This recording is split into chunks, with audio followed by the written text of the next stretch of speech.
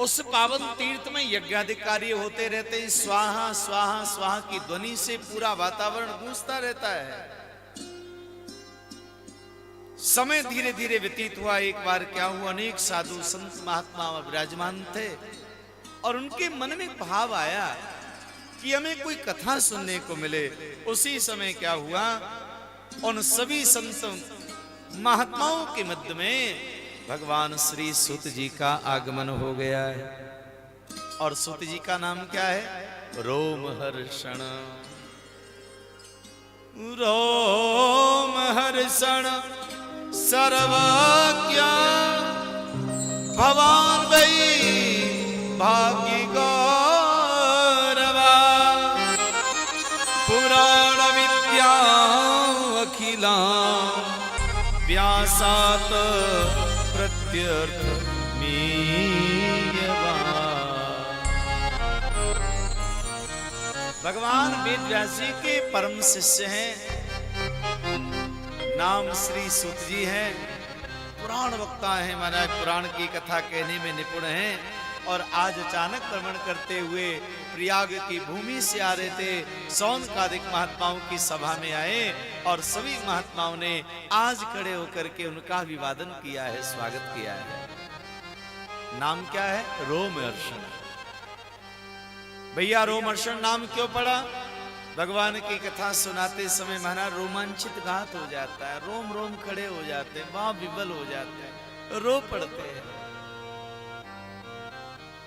वक्ता और श्रोता को उस भाव से कथा कहनी और सुननी चाहिए कि कथा सुनते समय महाराज रोमांचित हो जाए, इतना भाव आवे कि महाराज अश्रु प्रवाह होने लग जाए, भगवान के प्रति हमारा प्रेम प्रकट हो जाए। तो ये रोमहर्षण क्या है, जब महादेव की कथा सुनाते हैं तो रोमांचित घात हो जाते हैं, रोम रोम खड़े हो जाते हैं। ऐसे भगवान रोमहर्षण श्री सूत जी महाराज सबने वंदन किया, प्रणाम किया और कहा गुरुदेव आज हम धन्य हो गए जो हमारे मध्य में आपका आगमन हुआ है। भगवान सूत जी ने कहा भैया बताओ मैं क्या कर सकता हूं? तो हाथ जोड़ के निवेदन किया, प्रभु एक कृपा कर दीजिए, हम आपके मुख से कथा सुनना चाहते हैं। क्योंकि इस समय कलिकाल आरंभ हो चुका है और कलयुग का दर्शन जो है ना बड़ा भयावह होगा महाराज। कलयुग का दर्शन बड़ा खतरनाक होगा। कलयुग में बहुत सारे अवगुण हैं, बहुत सारे अवगुण बताए, लेकिन महाराज कुछ गुण भी बताए कलयुग में।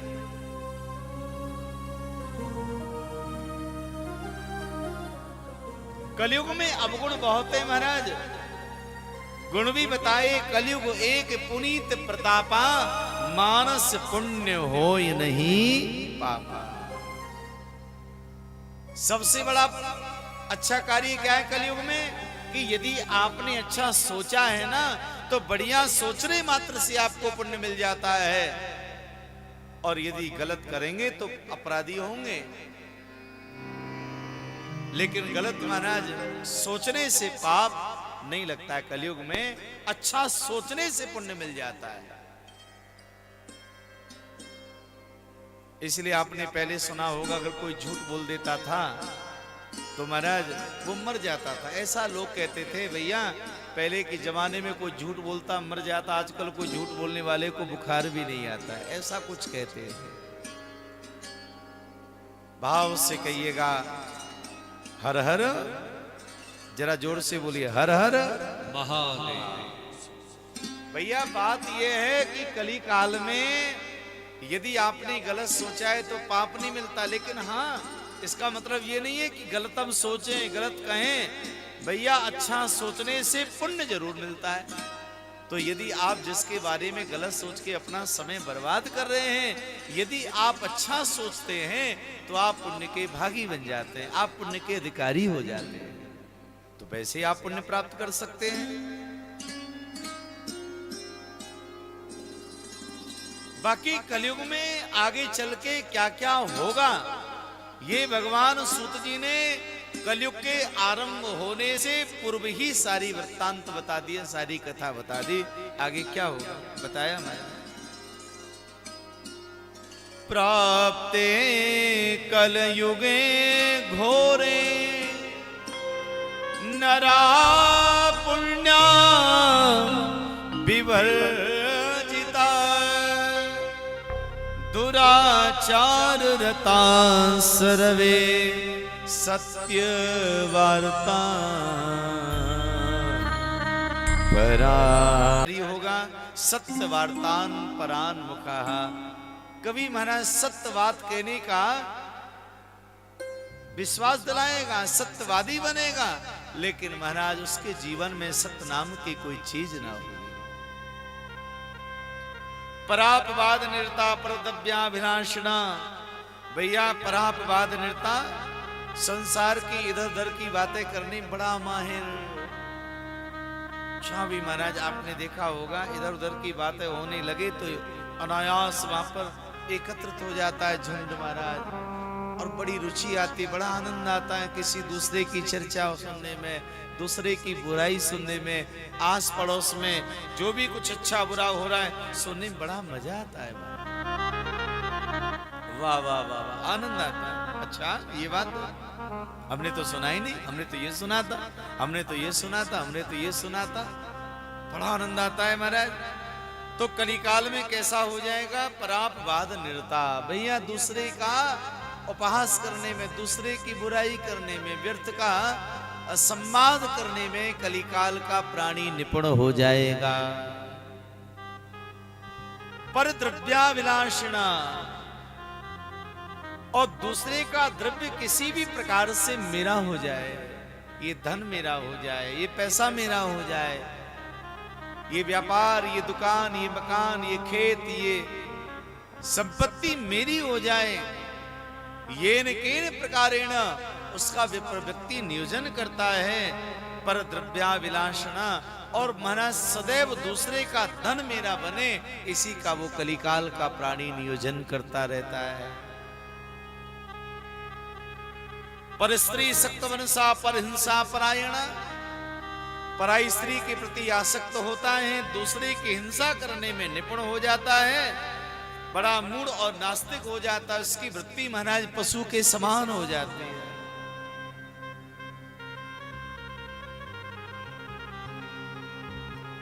लेकिन कलिकाल के प्राणी को पशु से भी ज्यादा बेकार बताया गया है। आप कहोगे कैसे बताया गया? अरे महाराज, एक श्वान को, कुत्ते को नहीं कहना पड़ता कि कुत्ता बन, गधे को नहीं कहना पड़ता गधा बन, एक पशु को नहीं कहना पड़ता कि भाई तू ये बन, लेकिन मानव को एक बार नहीं हजारों बार कहना पड़ता है कि तू मानव बन, मनुष्य बन, बार बार कहना पड़ता है। क्यों? क्योंकि उसकी वृत्ति वैसी नहीं है महाराज। पशुओं की वृत्ति पशु जैसी है, तो इसलिए उनको कहना नहीं पड़ता, लेकिन मानव की वृत्ति मानव जैसी नहीं है महाराज, इसलिए कहना पड़ता है।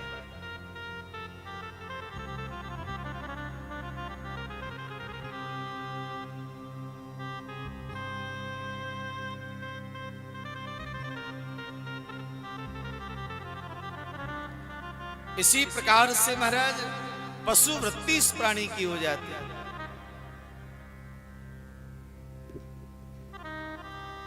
इसी प्रकार से महाराज एकदम मूढ़ और नास्तिक हो जाता है। चार प्रकार के वर्ण से धरती पर हैं, ब्राह्मण, क्षत्रिय, वैश्य और शूद्र। इन चारों के धर्म और कर्म बताए गए, लेकिन भैया चारों ही अपने धर्म और कर्म से विवर्जित हो गए।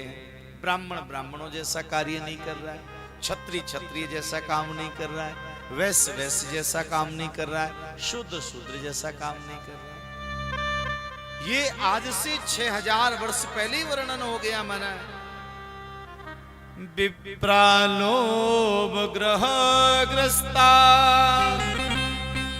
वेद विक्रय जीवना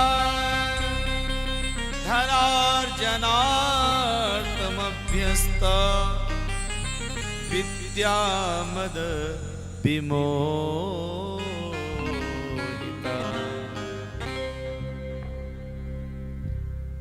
अब केवल हमारा चतुर्वर्ण सृष्टि का केवल आवरण ही हो गया है महाराज।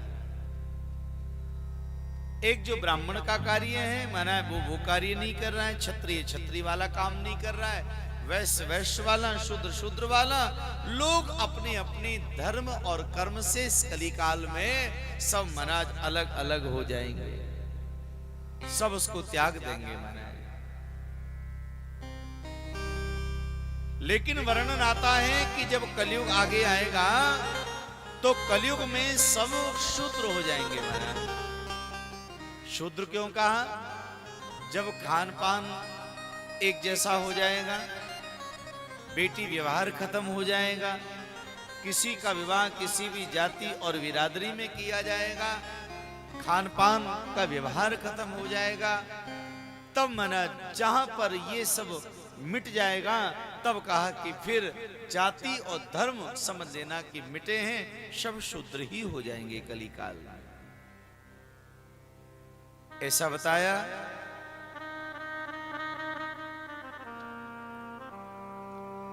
तो महाराज उस जीव के कल्याण के लिए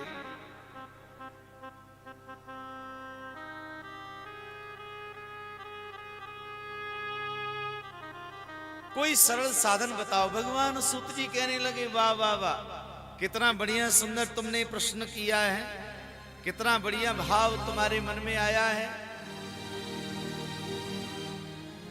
आनंद आ गया महाराज।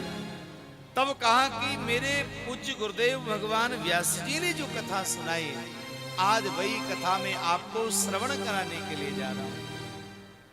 और यहां से मंगलमय दिव्य महाराज कथा का आरंभ जो है भगवान व्यास जी ने जो किया, वही दर्शन भगवान श्री सूत जी महाराज करा रहे हैं।